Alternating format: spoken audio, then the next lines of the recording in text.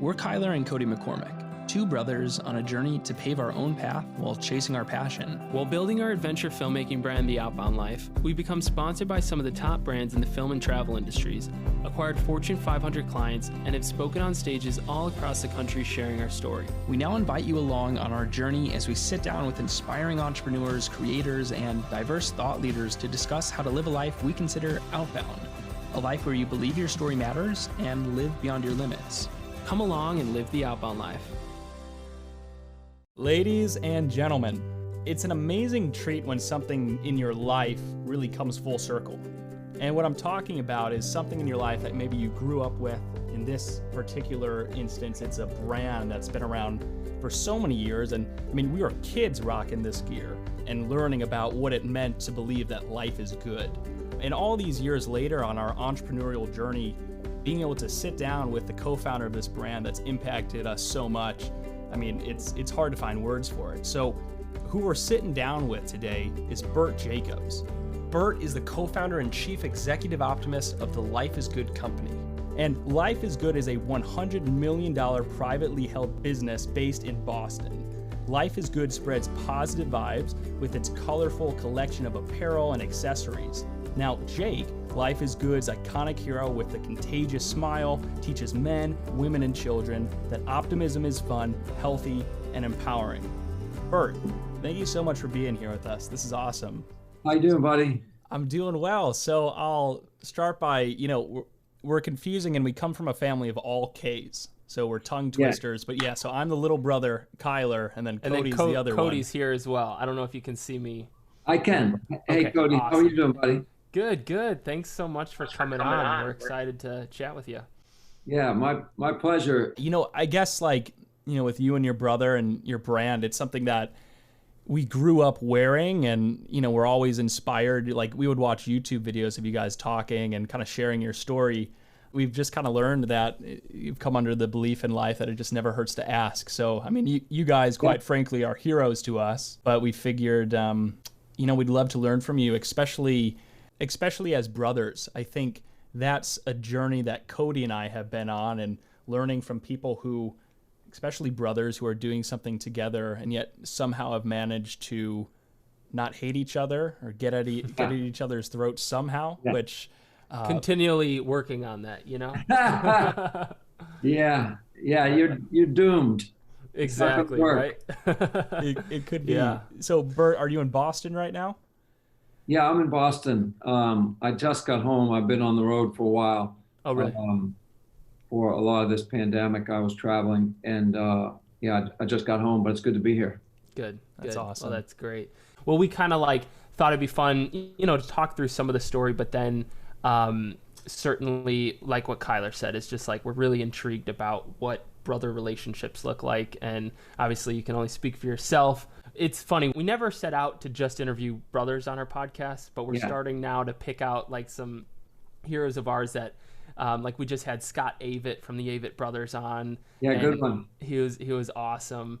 And just, learning from, people, brothers and family members understand, but it's there's just such a dynamic to really dive into. So yeah, I think it's something that even people who never would even dream of being in business with their family or whatever are intrigued by. I know that just because through all the years, it's always a focus. It's all people always kind of shake their head and say, "But wow, parents of young kids love it. Everybody else is sort of perplexed."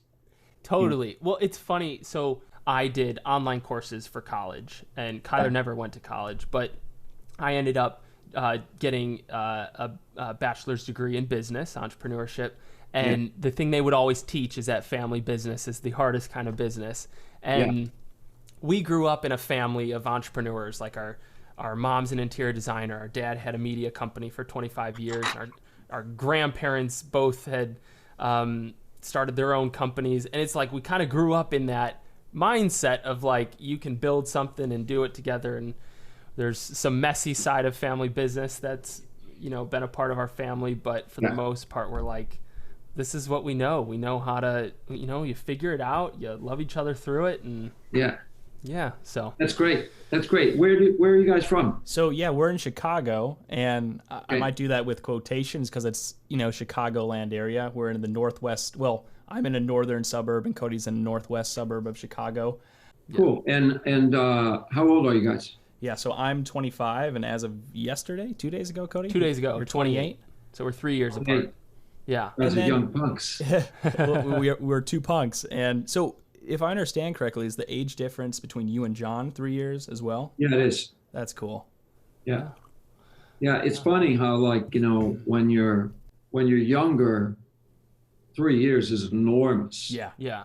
John was a freshman in high school when I was a senior. I think there was a short period of time where we see each other in the hallway and not say hello. It's Yeah. just it's just a different world. I'm playing like varsity sports, and Johnny's just entered the high school. That seems so dramatically different. But in a short period of time, by the time we got out of college, you're the same age, Yeah. and you got the same friends, and and it becomes 3 years becomes nothing. You're like the same age as soon as you're an adult. But as a kid, it's a big difference. Yeah. Yeah. Yeah. It is interesting. We definitely have found that, and then we're starting to, get to that period of time where it's like we're in everything together, and that's how we like it. So I have a question for you Yeah. about your business. yeah. So when did you launch this idea? It's very cool, by the way. I love Thank it. you. Thank you. So when did you launch it? Yeah. Yeah, so we launched probably, I think it was officially 2014, and Kyler was 17 in high school, and I had just graduated high school, so I was like a freshman in college doing online courses, and Yeah. it came from Kyler grew up with always being the kid with a camcorder and filming stuff with his friends and putting stories together and really loving like what's the power storytelling had.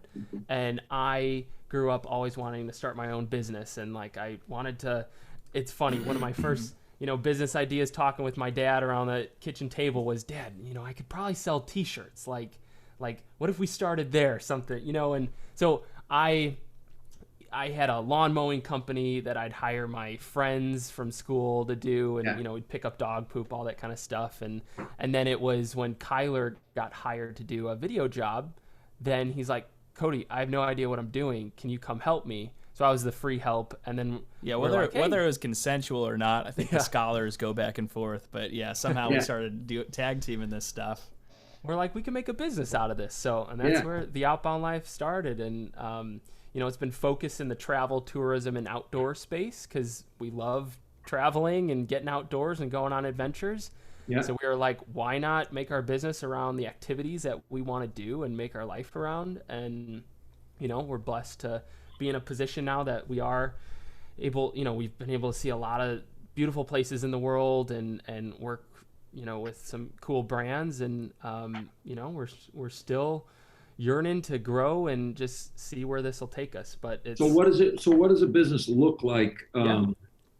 Like, do you have enough revenue right now, or is the revenue, like, where does the revenue come from? Does it all come from corporate, or how does it work? Yeah, so it's kind of broken up into two categories, and we like to call these, let's say, the home runs and then the 1 and 2 base hits. And the home runs, man, that's what we live for and wake up for. Those are the passion projects, and the budget is bigger, and it's brands that we really resonate with. So, for example, we're actually shooting our first ever TV show right now, which is a travel show, and Ford got involved, and BF Goodrich, the tire company, is involved, and we're going to be filming a good portion of this summer on that. So different projects like that, this is, really in that passion zone. But the 1 and 2 base hits, these are more streamlined, more local, right? We try not to travel as much. And even over the last year, it's funny, Bert, because, obviously 2020, you can't be sensitive enough about that year, and it was so difficult for so many people. It was actually our best year of business ever, because we really found, the economy is hurting, and so many of these industries that traditionally we've invested in, those are put on hold. But on the contrary, that means a lot of verticals are opening up. That means there's companies that maybe their business model is based off of going to trade shows every year. Now those trade shows, they're not entirely canceled, they're virtual. So we started offering to these businesses, hey, we'll go into your headquarters, we'll build a studio, and then we'll film 10, 15, 20 videos per vendor, and then you'll have videos for your virtual trade show. So, but anyways, I would say, and Cody, I'll let you take it. So largely the revenue model is around us providing video production service. That's the main service that we provide. Our dream is probably more in the side of like creating our own shows and working on, short form documentary type impactful stories that we see, will change the world. And so the outbound life, the core value behind it is we want to inspire others to believe their story matters and then live beyond their limits. So those are our core values of we see too many people going around in life thinking that life is, life sucks and life is hard and all of that. And obviously this is why we really resonate with you guys.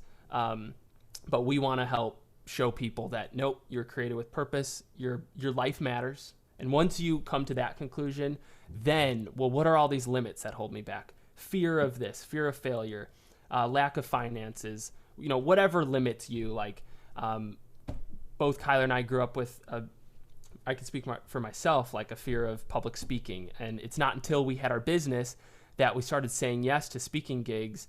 And I started coming alive because I felt like I had a story to share, a passion, something that I've grown through that I'm like, if I don't share this with others, I'm doing a disservice to someone because I truly have, my life's been changed through that and I've grown. So that's well, the I business in a even nutshell. think, again, I'm excited to dive into this because there's so many pieces of your guys' story and your well-defined philosophies. Do what you love what you do. I'm thinking about that as a strategy as far as a lot of our own limitations. I grew up in middle school, high school, really not feeling like this star student or the smart kid or the athletic. Like, I felt like a loser in all these categories and I was bullied. And but it really has been in slowly leaning more and more into doing what we love that you find the courage to push into these really difficult things. And sure enough, you're capable. We as human beings, I think we're capable of so much. Yeah. So Bert, you grew up with your brother and your family in Massachusetts. Sounds like you guys had a big family. What was that like growing up in a big family?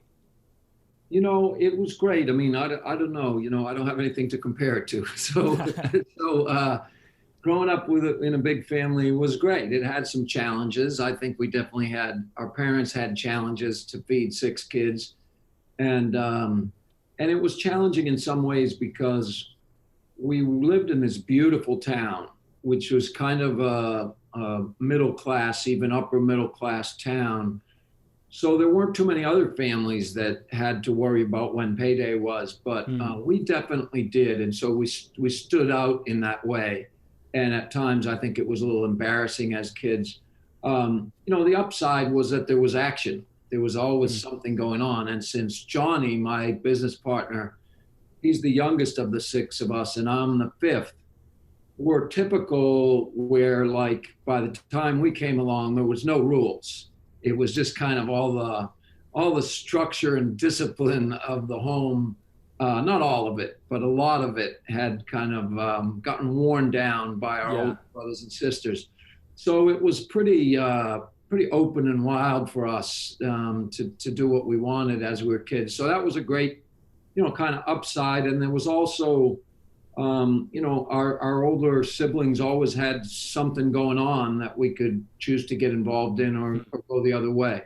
So, as much as there was, like I point out, the challenges, friends hung out at our house a lot because there was always something happening. There was, just a lot of nonsense. So you then probably grew up with a lot of, well, I guess I could say role models in your family of siblings that you looked up to, or maybe the opposite. But you at least had some siblings like paving the way in certain areas. But then you guys are down here, the youngest brothers, and you're, I listened to your TEDx talk and you talk about having to be resourceful and kind of, the family's running full speed ahead and you guys are just having to kind of figure things out together. But it seems like that's like a core value of your family that you all grew up with is resourcefulness. Can you share it? Are there any stories that come to mind of how you learned to look at life through that paradigm of being resourceful, making the most out of what you do have?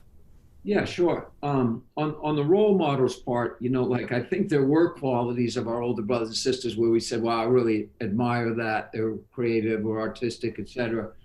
There were also some things that we probably didn't want to follow. Both of our older brothers dropped out of high school and started working full time while they were in high school, which was great for us as kids because, we were much more likely to be able to bum a few bucks off our older brothers than we were our parents.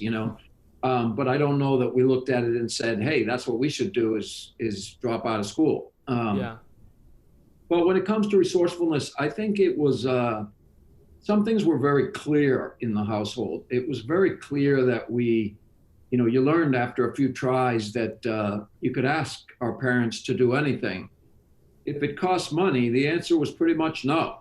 If it was free and didn't involve, vandalism or something like that, then they were pretty wide open. So, we stopped asking for something like, we go to an amusement park or the zoo or something like that, because they didn't have the money to do those things. Even something simple like the ice cream man coming through, it probably took a few years of saying, please, can we get something? And then you realize, don't bother asking. And as soon as we realize that, then the world's your oyster. It's like whatever there is that's free, you can go do that.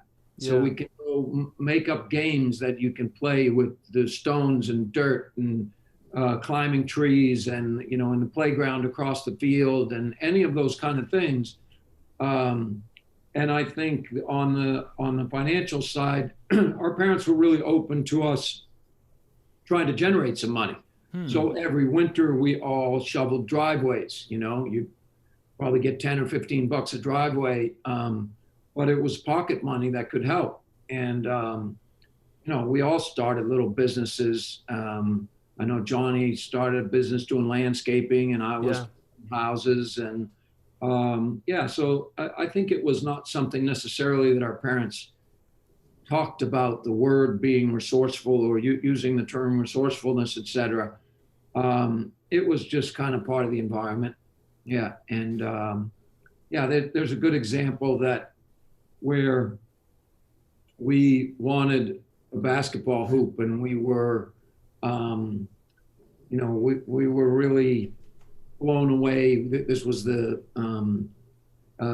late 70s and early 80s, and we're in Boston, so it was a Larry Bird era. Oh, yeah. The arch enemy was Magic Johnson and the LA Lakers. And we watched every one of those games, and, we were just massive Celtics fans. We're Boston guys, so it was Red Sox, Patriots, Bruins, and Celtics. Always was, always will be. We're just homeboys,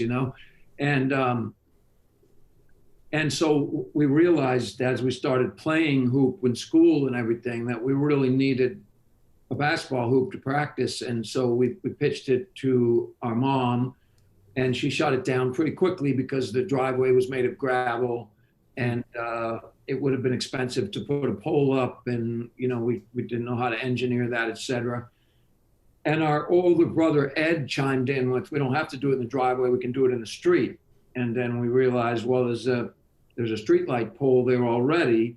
And he mentioned that there was some kind of metal angle iron in the basement, and he was pretty good with, makeshift engineering. So he volunteered his services. And the next thing you know, we teamed up and we built a basketball hoop. And it wasn't just a basketball hoop, because a lot of our friends had them. It was adjustable. So when we were little, you could make it dunk size, and and nice. So it became a thing where all of our friends came over. And, I think there's a lot of kids that it's can we go to the store and buy a basketball hoop or not? Right. But one that we built ended up really great. And there was a huge benefit that it was, that we put this up under the street light, because it meant we could play at night.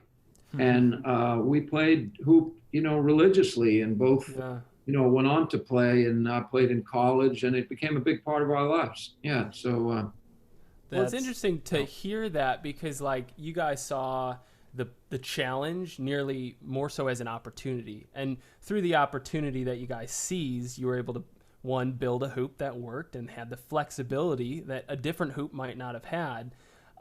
Plus you had the fun to be able to like make it yourself, and that satisfaction of, you know, putting skin in the game, and then working with your siblings to complete that.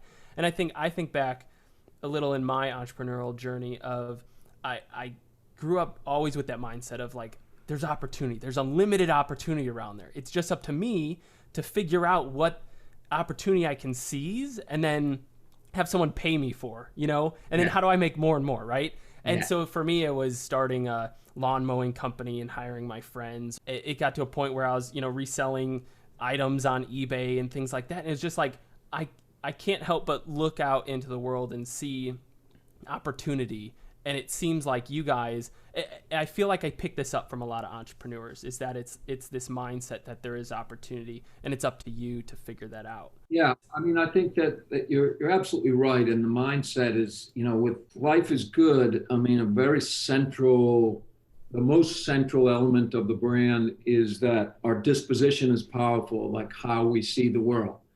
And a lot of people wake up and see obstacles everywhere. Yeah. And it's daunting. That's real to that person, you know? So trying to change your mindset and acknowledge the obstacles, but put more of your focus and your limited resources and energy into the opportunities.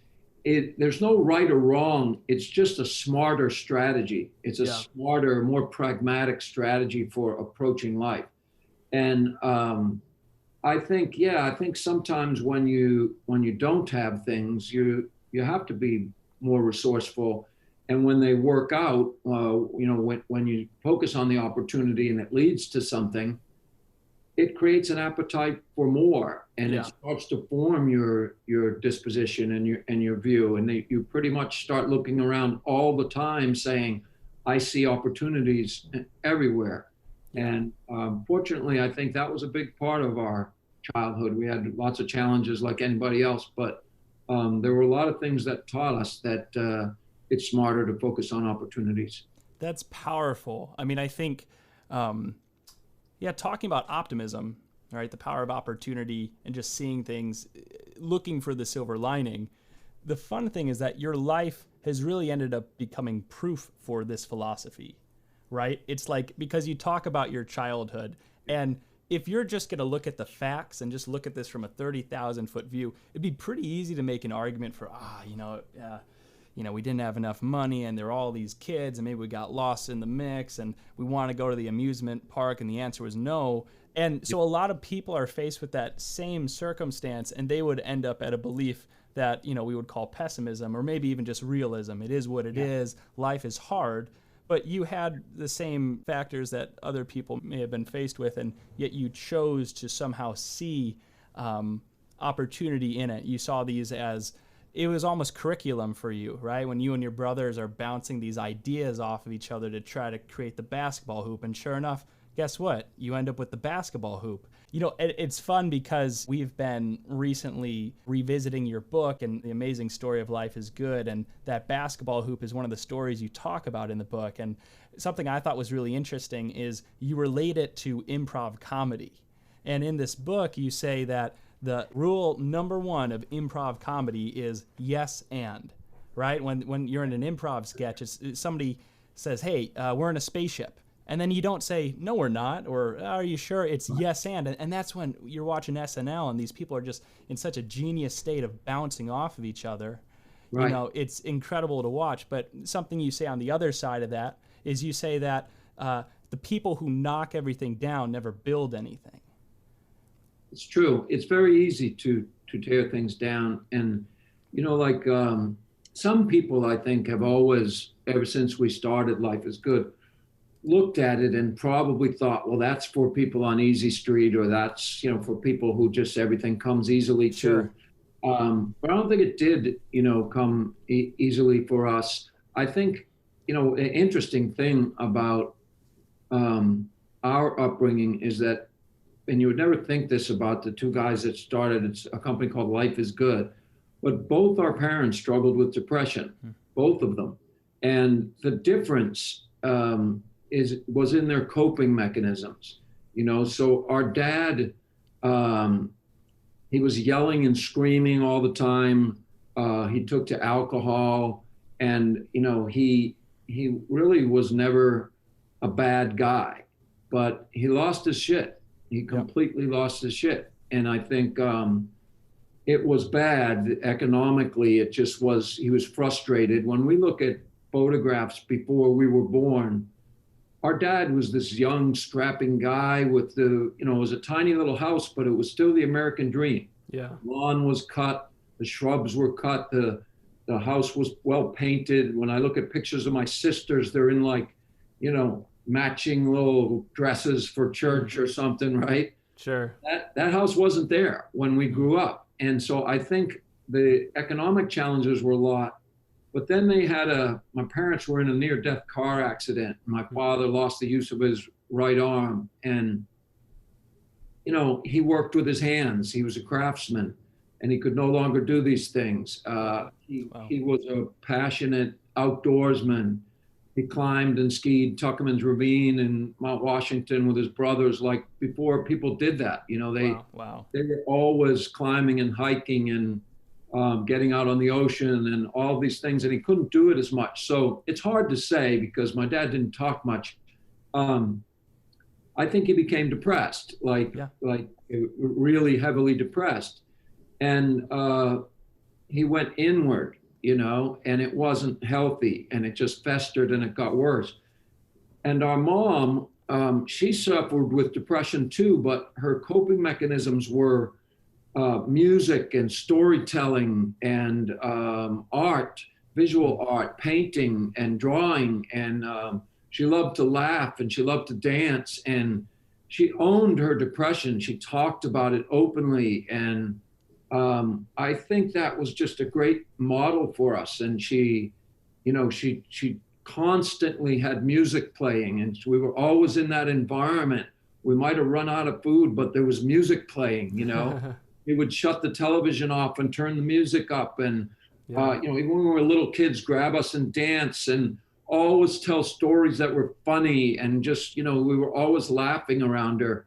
And my dad had his moments too, but most of the time, the kind of darker side got him on a lot of this. But I think for us, we gravitated towards the fun of our mom. Yeah. And she showed us that it's not just about resilience and just sort of, grinning and bearing it or something, but it's about, what we talked about what you focus on. And that I think was a huge influence. So, anybody who sort of claims that they develop all their ideas and views on their own is sort of out to lunch. You can't on your own. So we really can't take credit for the idea of optimism being powerful or recognizing that. Sure. I think we just had an early role model with our mom, whose life was hard in a lot of ways, but she made the best of it. And even, much later in life, she got cancer and passed away. But I always remember her saying, nobody should ever feel sorry for me. I've had an amazing life. Wow. I've never been happier in my life. And, that was always her sincere view. She never felt like she was a victim. Even when she was dying, she didn't feel like she was a victim. She felt like she was lucky. And when I look at it, I honestly, like she was. Now, because she had that disposition, it's a self-fulfilling prophecy.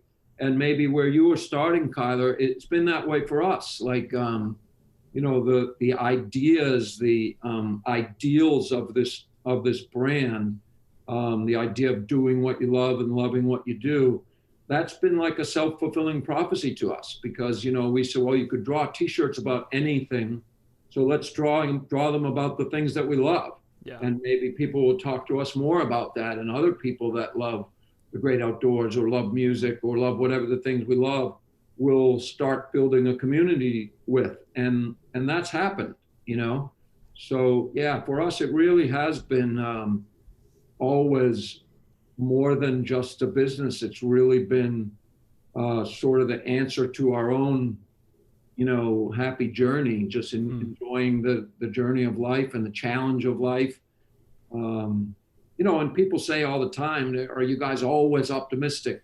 Right. No, I mean, like we have bad days like anybody else. And we don't always, we like to consider ourselves practicing optimists. Yeah. Optimism takes practice. It's just, we could look at Magic Johnson or Larry Bird and say they're great foul shooters. They're amazing foul shooters. But what's more accurate story is they've practiced shooting millions of foul shots and they've become great at it. And I think optimism and compassion and gratitude and kindness and all of these important values, they take practice. You have to sort of every day say, I'm going to try to be more grateful. And then that opens up more of a world of gratitude and introduces you to new things. Yeah. Wow. Yeah. No, Cody, it looked like you were going to say something. Don't want to cut you off. Oh, I was going to say, I mean, it's clear to see that, the practice of it is integrating, it's you understanding that there's good and bad things that happen in life. And then it's how you choose to look at it. And that's what, you guys are trying to instill through the company. And I love how you kind of even gave a little backstory on your family dynamics, because I think that then sets us up a little bit to even hear the next part of your journey, which is you and your brother John are in your 20s and you go on, I think it was a 7-week road trip. And during this time, you guys were probably trying to discover yourselves of, what are you going to do for the rest of your life? But you're on this adventure together as brothers. What was that adventure like? And then how did that propel you to starting a company? Yeah. So one of the good things about, when we went on that adventure, like one of the great things about both parents, our mom and our dad, and our dad did have good influences, and the great outdoors was more his thing than my mom's. They didn't put any pressure on us. They didn't put pressure on us to go to college. They didn't put pressure on us to go be a lawyer or a doctor or earn a lot of money or anything like that. By the time we were in 4th grade, 10 years old, we knew it was up to us. We knew that as long as we were treating other people well, they weren't going to pressure us one way or the other. So John was technically still in college when we did that road trip. And I was a couple of years out, and I did a ski bum gig where I was teaching skiing in Colorado and delivering pizza. Where in Colorado? I was in Vail. Awesome. Yeah. We were just out there a couple months ago. Yeah, it was a pretty great winter season. And then I stayed and worked construction in the summer. And John was at UMass, and he had done a semester in California, which became a year at Chico State in Northern California. So I had an old Bronco, and I drove from Colorado to Northern California to get John. And we knew we had time it was the first time we ever road tripped across the country. And we knew we wanted to take our time and just kind of enjoy it. And our parents really encouraged that. They didn't give us any money to do it, but they said, if you can afford the gas, don't worry about putting pressure on yourself. Like, just enjoy it and see the country. A lot of people don't get a chance to do that. Yeah. So we weren't like suffering, trying to figure out what are we going to do with our lives. It was on our minds, and certainly mine, because I'd been out of school and trying to figure it out. But really, we were traveling from town to town and state to state, looking for great places to go swimming, looking for cliffs to dive off of into the water. Just kind of trying to see America. It sounds corny, but we really hadn't been outside of Boston area much at all. And so we were doing that, and we did things like we actually drove 6 hours out of our way to go see Larry Bird's house. No way. Yeah, we drove to French Lick, Indiana, and there was nobody there. There was nothing happening. I think we just had a sandwich and sat outside like nutcases, Yep. And, but there we went and saw the house that he grew up in, which was really, poverty, just a really beat up old house. and then the beautiful house that he built for his mom that had a regulation basketball court on it. So that was very cool. Wow. But 6 hours we drove to do that. That was kind of like our road trip, right? Yep. And we wanted to go to Wrigley Field, in our humble opinion, the second best ballpark in the we can agree to disagree there, but exactly. So we got lucky. A friend of ours hooked us up with some tickets, and it was great. So that was kind of like we were just enjoying ourselves, and we had a tent with us, so we slept in the truck or we pitched a tent, and we didn't get a hotel room the whole way. There's no way we had money for that. We packed, fruit and peanut butter and jelly and all that. But we had fun. And then maybe about midway on the trip, we started talking about, what about an alternative to getting a job, and, what could we do? Sure. And I had made a few T-shirts when I was in college at a Massachusetts state school, Fitchburg State. And then I had transferred to Villanova, and I dabbled a little there. So we started the conversation on the trip, but it was at first really just a wild idea, and we had no idea, what would be on those T-shirts. It was just fun to fantasize about at that point. It wasn't much of a business plan. So then tell me about you guys, you're starting to even think about making shirts, and then you end up getting to having a shirt that has Jake on it, the Life is Good, the guy that has, he's got that contagious smile and everybody could name him. How did you come up with that concept? Yeah, so like most things, with a lot of help. So we actually had 5.5 years. We started making T-shirts right after that road trip. Okay. We came back, and we started selling T-shirts in the street in downtown Boston and in college dormitories, mostly around the Boston area at first. And then we began road trips up and down the East Coast.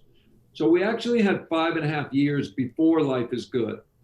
And usually people think, okay, that's when you started having success.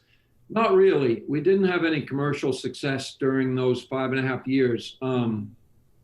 We were enjoying visiting all these college campuses of schools that we couldn't afford to go to or couldn't get into. Yeah.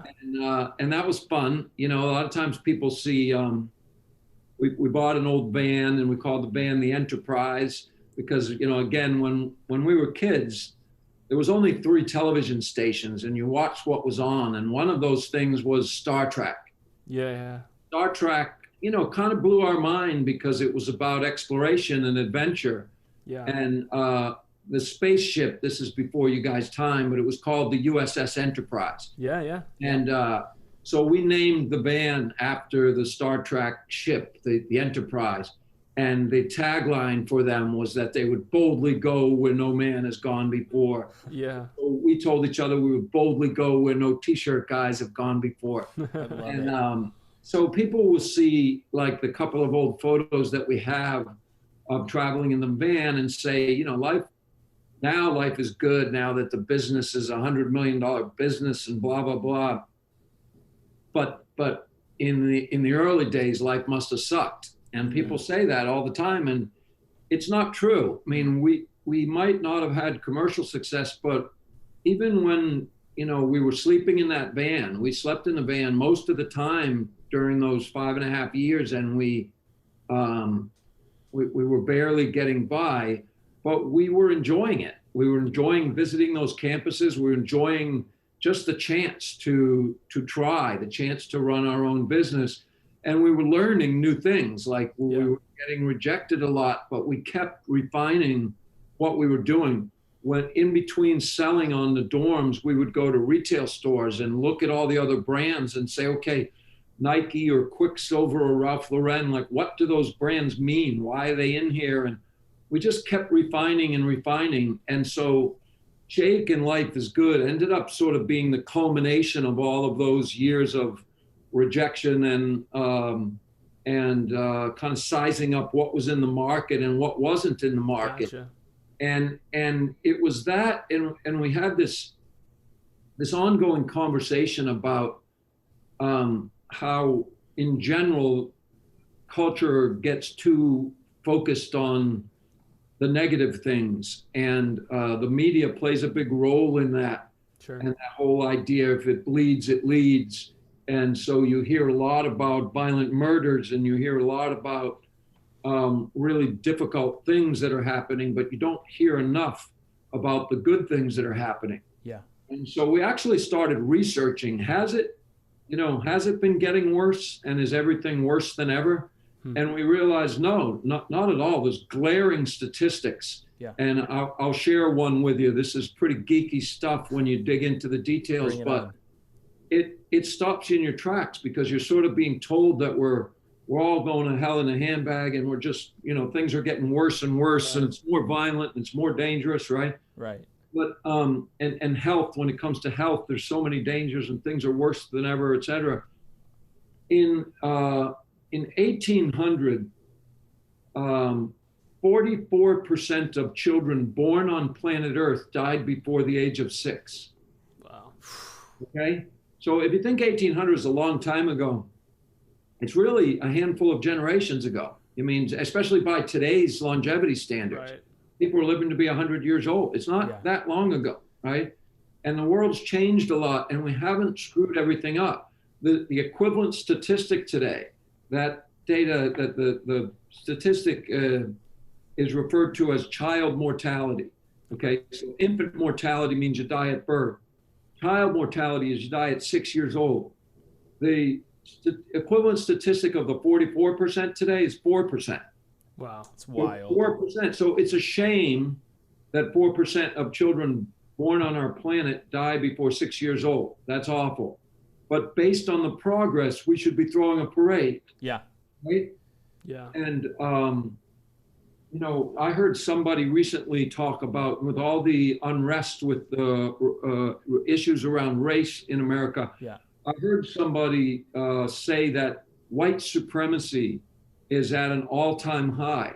And I would call bullshit on that, because a short time ago, everyone was a white supremacist. Okay, so I was born in 1964. In 1964, that's when the Civil Rights Act was passed. That means the year before, Black people in America didn't even have a legal right. They weren't treated like a human being. Yeah. Right. And you don't have to go so far back for women. So we have progressed. Whenever anyone talks about this, including myself, somebody jumps down their throat and says, it's not perfect. Sexism still exists. Racism, of course they still exist. Yeah. Right. But we have moved the needle in the right direction. Yeah. Well, yeah, and there's a lot to unpack there. I appreciate you talking about how this journey of optimism, as it was played out, eventually leads to this brand. You create a character who I think what made it so successful is everybody saw themselves in this character, Jake. How you guys got so creative, and it's like, Jake, can he ride a bike? Sure. Can Jake fish? Can Jake ski? So, you talk about this slogan you guys create, do what you love what you do, right? You're celebrating these things that everyday people can really relate to. And it's helping us all remember that life is good, right? That no matter how difficult things are, or, there's always going to be, so many different views on all of this, right? But it's like this core belief that life is good. One of the things I want to talk about is, over the years, you guys have received so many letters from people of all different walks of life, some who are writing in to share, hey, I love wearing your baseball cap and going on these adventures, but you also get these really heavy stories too of people who maybe they're fighting cancer, maybe they've lost their parents in a horrible crash, and you call these fuel. And it sounds like it's been a huge piece of inspiration, not only to you and your brother, but the entire company at large. Would you mind sharing one of these fuel stories? Sure. That was one of the most unexpected things that's happened on this journey for us, is that, when Life is Good started selling, we had no idea who would gravitate to this, but it turned out the people who have gravitated the most, or the people that kind of took to the brand Life is Good the fastest and the deepest, are people who faced really incredible challenges. So one of the earliest was a young woman named Lindsay Beggin, who was diagnosed with terminal bone cancer, and 11-year-old girl.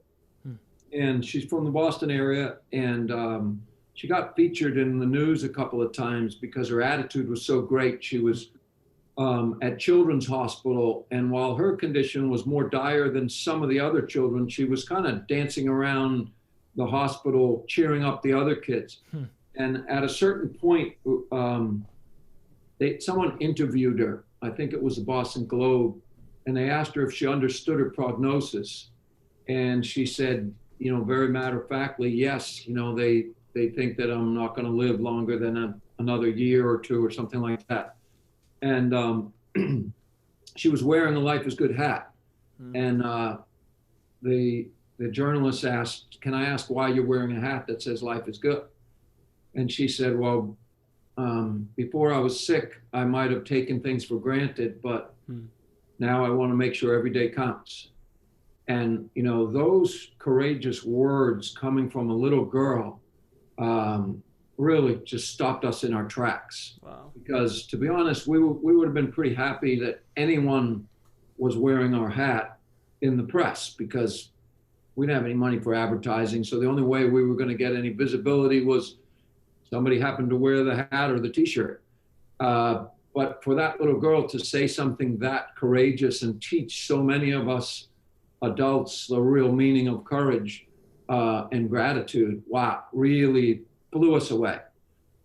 So we got to be friendly with that little girl, and she's no longer a little girl. She's, I don't know, Lindsay's maybe 30 years old. We've been in touch with her ever since, and she's a beautiful human being, and is doing fantastic. And needless to say, she beat the cancer, and she has been very fortunate, but she's maintained that incredibly uplifting disposition. And so she was an early inspiration and hero of ours.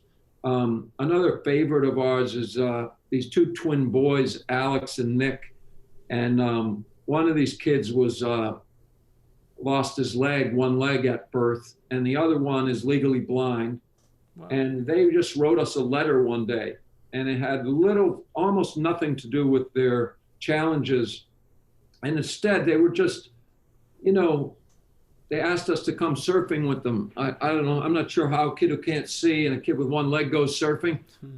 They did not see that as any issue. Yeah. And they wrote us a really deeply touching letter, which acknowledged their challenges, but also acknowledged that they feel life is good. And so we got to know them through the years too. And it just turned out that the most inspiring letters we got came from kids. And I think that's why we ended up starting the Kids Foundation, that when the Life is Good was sort of growing underneath our feet, and despite our own operational shortcomings or inexperience running the business, the brand was so strong it was growing despite our mistakes. And so we just made this decision that we would give $1 from every $10 we made to kids that needed it, or families of kids. And that blossomed into the Life is Good Kids Foundation. So once again, it's kind of like this whole thing's been sort of like a self-fulfilling prophecy. And I don't necessarily think at business school you would teach people to stumble along the way we've stumbled.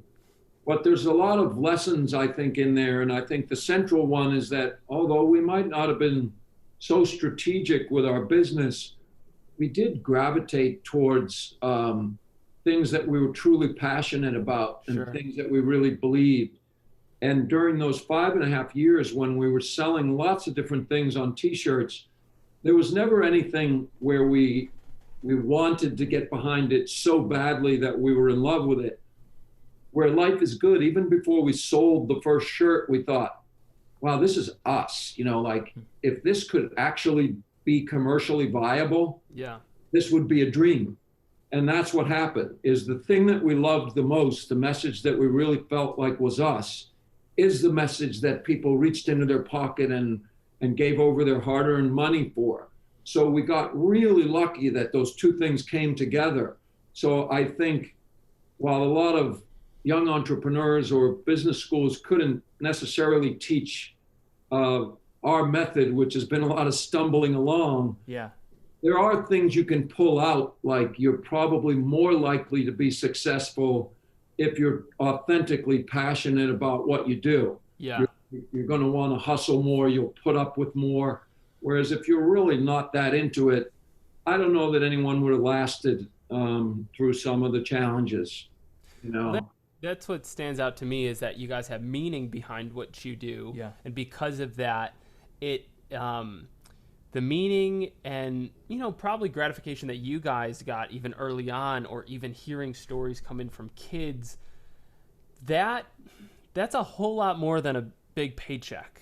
You know, that to see that you are actually changing lives, changing, you know, connecting, again, especially with kids that are going through such challenges, connecting with these kids in a way that they are grateful for the life that they've been given, not because of you guys, but they can align with the message that you guys have. I mean, that, you know, I feel like we can relate in ways that we feel we have a lot of meaning behind the outbound life of what we do, the stories we want to tell, the stories to help try and transform lives and inspire people to believe their stories and live beyond their limits. That when I hear you say, you know, the things you got to put up with and get through, and you don't really bat an eye at it because you're like, I'm on a greater mission here. Yeah. And if I can take anything away, or even impart something to someone listening that maybe wants to start a business, or is struggling in business, or is succeeding in business, whatever, it's like, make sure you have the meaning in it. You have to have the meaning or the passion behind it, because that truly, I think, could be the difference between success and failure in business terms. Yeah. You know, it's a good point, Cody. Like, I think that we love that idea that takers eat well, but givers sleep well, right? Mm-hmm, mm-hmm. So one thing, if you go to start your own business, is for sure is you're going to be challenged on the amount of sleep you get. You just are. I mean, it just, you know, like the buck stops with you on the thing, and don't want to be a failure, and it keeps you up at night and everything. But I will tell you that, like, from the minute we started donating money to help kids, and the minute we really integrated it into our work, we both slept like babies. And that's a huge help, you know? So I just think you're right. Purpose, having purpose with your projects or your business or whatever it is it's a powerful motivator. And it's been there for us really from the beginning. I think the kids foundation element of it, but also just the idea that we're trying to spread the power of optimism, that we're trying to convince more people that they can control their own life more than they think, and that the tools are there for them to do that. And when we hear from people, that continues to be fuel. These days we get a lot of photographs and videos and letters and emails and things from people every single day. And if we ever get down, which we do, all you got to do is look at this, you know, look at that list. There's always something in there that blows your mind. We got a letter not long ago from this guy who spent, I don't know, 22 years in prison. And he made some bad mistakes, but he did his time. And he wrote us a letter a long while ago that said that somebody gave him a t-shirt. And imagine this guy in prison with a Life's Good t-shirt. And he got thinking about it and how his life hadn't been that good. And the one thing that he always wanted, he got involved in drugs and selling drugs and all kinds of things. And things spiraled out of control, and he screwed up in a huge way. He always wanted to be a fisherman. He wanted to be a commercial fisherman. That was his dream in Alaska. He'd never even been to Alaska. Well, the next time we heard from him, he was out of jail and on a boat in Alaska. And he, you know, it came true for him. And when I got the letter, I stopped what I was doing in the middle of some project I thought was so important. And I just went for a walk, and I was like, we just got connected. Wow. This person, this other human being that was struggling, and I don't know, like, he helped me as much that day as maybe we helped him, you know? So it is like a cycle, you know. It's like good karma. Yeah. It's great. Yeah. And I think that's why we call it fuel. That's fuel. I mean, that's that's a good definition for that. You know, I think about Simon Sinek, who talks about starting with why. You know, so often a business or even just the philosophy for a life and how you're going to spend a life is spent around what you're doing. And it's maybe we don't ask why. You know, let's say the goal is to climb to the top of this ladder, but am I leaning against the right wall, right? And when you were sharing that first fuel story with us about that young girl at the time who was battling cancer, and yet she was like this superhero, right? She just had a smile and just such good attitude that she was actually inspiring those around her and lifting those around her up. It reminded me of a story. And Bert, I'm not sure if you would have ever heard of or seen the movie Clouds. Did you ever hear about a movie coming on Disney Plus, released probably about a year ago? Yeah, I didn't see it, but I heard of it. You'll have to check that one out. And actually, in a nutshell, this was a story that was about 7 years in the making, and it started as a YouTube documentary series on the YouTube channel of Rainn Wilson, who played Dwight in The Office. And it was a story about this kid named Zach, who was 17, and he was fighting osteosarcoma, so a bone cancer, had just a few months left to live. And what this kid does is he just had that smile and that joy and optimism, and he starts writing these songs, one of which is called Clouds. And I think it was the day he died, or maybe the day of his funeral, that song actually went to #1 on iTunes at the time. You know, it beat Beyonce, and it was just this life-changing story. And so for me, when I was in high school, I stumbled across this documentary about this kid who just had this radiating positivity. And I started to research, okay, who are the people behind this? You know, who produced this, who directed this? And long story short, actually, the director of this, a guy named Justin Baldoni, he was a guy that when 7 years later, after stumbling across that series, when I heard that this was going to be turned into a movie, I reached out and I said, listen, man, you changed my life. And I think a big reason behind that is the fact that he's pursued these stories that are just, he believes in them. You know, whether the budget was there, whether there was a clear path of how are we going to sell this thing to Warner Brothers or Disney Plus, there was belief that, listen, these have to get created because these are going to change lives, just like they changed my life. But anyways, after reaching out to this director, Justin Baldoni, he actually had me out to the set in Montreal when they were filming this film. And Justin's dad, Sam Baldoni, who's actually one of the founding fathers of product placement in Hollywood, has become a close mentor and dear friend of ours. But I just think about, I can't help but find kind of this common denominator in the story of Justin, in the story of you and your brother, and like-minded companies, businesses, journeys about leading with that purpose. So I just think, I love how you said in the beginning that it's a strategy. It's just a strategy, you know, this choosing optimism, and it's just gonna make life so much better. Yeah, I love everything that you just said, and I'll check out the film. You know, like a lot of times people will ask us, you know, the age-old thing about optimism, pessimism, whatever, and they'll throw realism in there too. Yeah. And the way we look at it, pessimism is corrosive. Yeah. It's corrosive to an individual or a group, and any way you slice it. Almost by definition, it makes you put your head down. You're making lists of things that could go wrong, okay? Realism is a step in the right direction, but realism lacks imagination. And optimism, the reason it's a great strategy is because it opens doors. It enables imagination. Yeah. And so I always challenge people when they debate this to go through history and make a list of the great pessimists or realists. You'll be waiting a long time for that list, but you will find, right, that imagine something like the women's movement. Imagine how difficult it was for the women who first started that. They had to focus on the idea that things will get better, and they had to take those first few steps. And that's really powerful, because today the women's movement's come so far and they've done so much for themselves, and it's a great thing. they have to look back and say they were great optimists who saw a better future. That's right. When most people couldn't. Most people would have said, it will always be this way.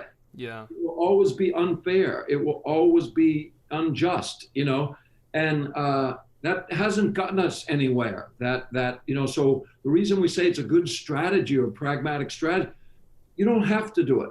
You don't. It's just a better way to go. And I think all the evidence is there. Those that discover new things tend to have optimistic dispositions. You know? No, Bert, who was that quote by? Was it Henry Ford who said, "Whether you think you can or you can't, you're right." You're right. Talking about this self-fulfilling prophecy. Yep. I want to pivot a little bit here. And, one of the things that we talked to you before is a reason that you and your brother John have really impacted Cody and I over the years is because you guys are brothers. You guys are brothers who are chasing something. It happens to be a business together. And that's something that's really spoken to us on our journey. Now, I know at first glance, a lot of people looking at that, they might be like, how on earth would that work? How are you guys are you at each other's throats? How has this thing not burnt down? How don't you guys hate each other? I'd love to get a little insight. What's it like working with your brother? So, first of all, people see us in public with our arms around each other or doing an interview together or whatever. When we were in our 20s, we had fistfights. We had drop down, drag out fistfights. I'm not proud of that. It's just the age that we were, and we're passionate and we're different. In more recent years, we'll have passionate debates and we might exchange a few choice words here or there, but we do love each other and we do trust each other. And most importantly, we're really aligned on a long-term vision, so for us, the idea of positively impacting lives of people that we don't know, that are in distant corners of the world, we believe that from the beginning with Life is Good. And we still believe, the best days of Life is Good and the most impact are yet to come. I think we would have if we didn't believe that, we probably would have stopped working a while ago, but neither of us have any interest in retiring right now. And our organization, both the nonprofit and the for-profit, are growing at a really sharp clip right now. And so it's a really exciting time.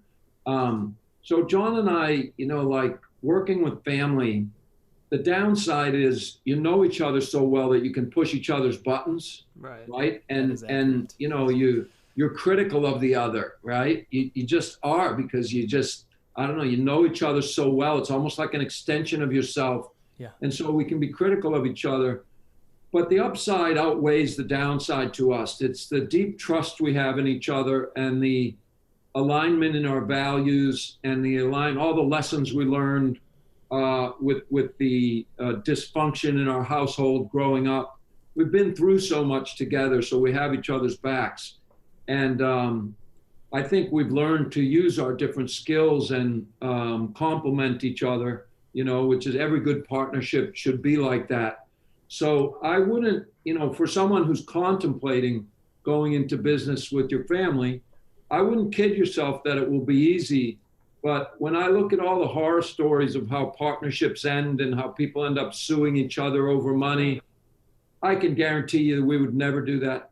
If it ever came to that, either of us would walk away. Yeah. It's just not worth it. I would never do that. I would never do it privately, let alone in public. I'd be so embarrassed to do something like that after trying to stand for the right thing for so long. So I think there's real benefits to knowing each other so well inside and out, the deep trust and just being aligned on what you're trying to do. Where we don't agree often is how to get through the week, the month, or even the year. Mm-hmm. What we do agree on is that beautiful picture on the horizon. And anytime you're running a project or a business, that's what vision is. It's some beautiful thing, so beautiful you can almost not see it. And it's somewhere out there. And that's where you're heading together. So we're so aligned on that, it gives us a lot of energy and allows each other to make mistakes, Yeah, no, it's cool hearing that, because I feel like I can just picture us when you're even describing that, because I feel Kyla and I are very similar on that of, we certainly know how to argue and get into it with each other, but at the end of the day, Yeah. we do trust each other. We do know each other has our, we have each other's backs. Any fist fights? No fist fight. Not you in guys recent are already years. ahead of, you're more mature than us. Or they're yet to come. I don't know if you can. Your business is going to be so much bigger and better than ours. We wasted time fighting.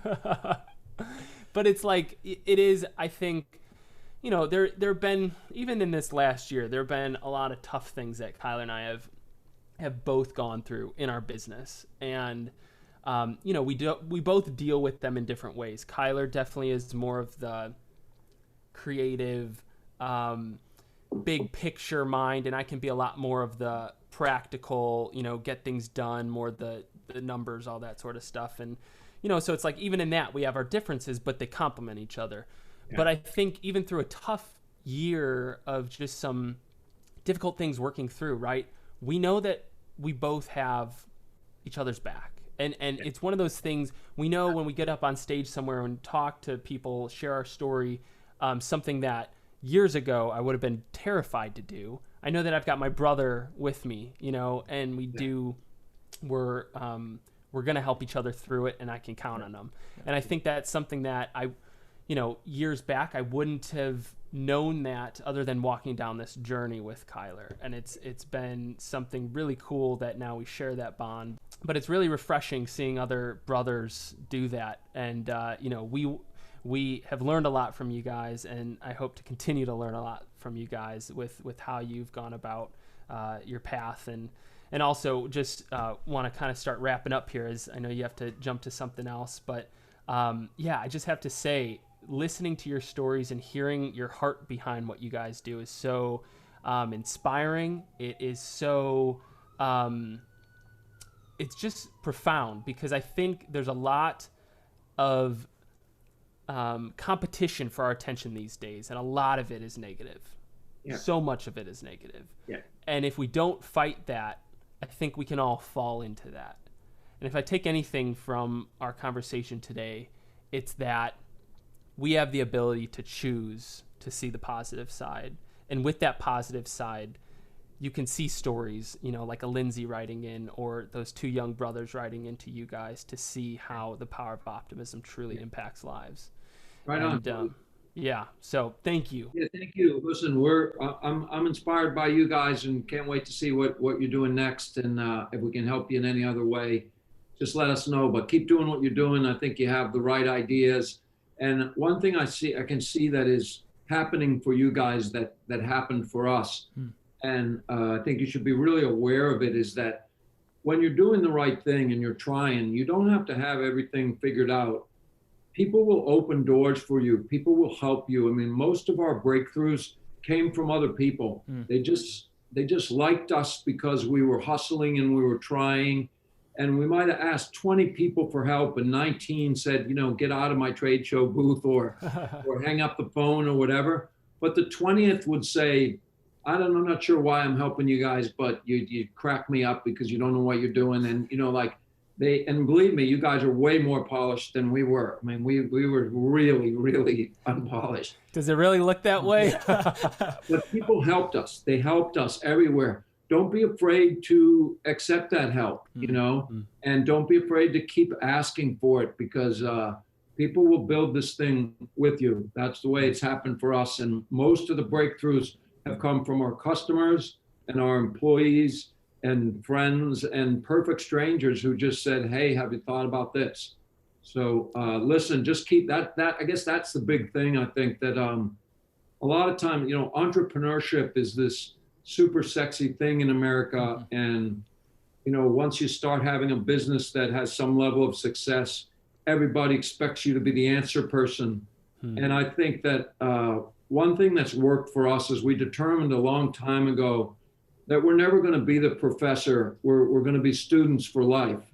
And I would advise the same. Just, it's okay to share your thoughts, as I have on this. Like, we've learned some things along the way. Well, I learn as much from you guys or anybody else that I interact with as I'm able to teach somebody.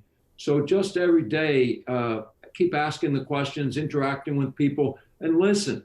Just listen to people, because they're giving you gems, they're giving you pearls all over the place. And everybody wants to help you succeed. They do. You know, there's a small percentage that are whatever out to get you and want the worst and want to see you fail, whatever. The high majority of people, because your intentions are good and you're really good guys, they want you to succeed and they'll help you. And that's how it's gone for us.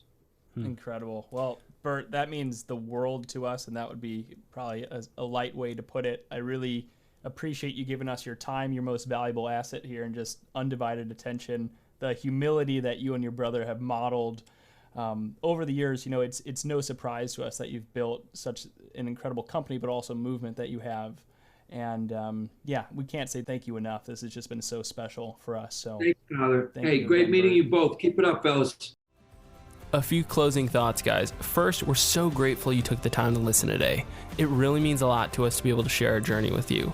Second, if you got any value or inspiration from this episode, please take a minute to leave a rating or review on Apple Podcasts. Lastly, remember, your story matters. So go for it today and live the outbound life.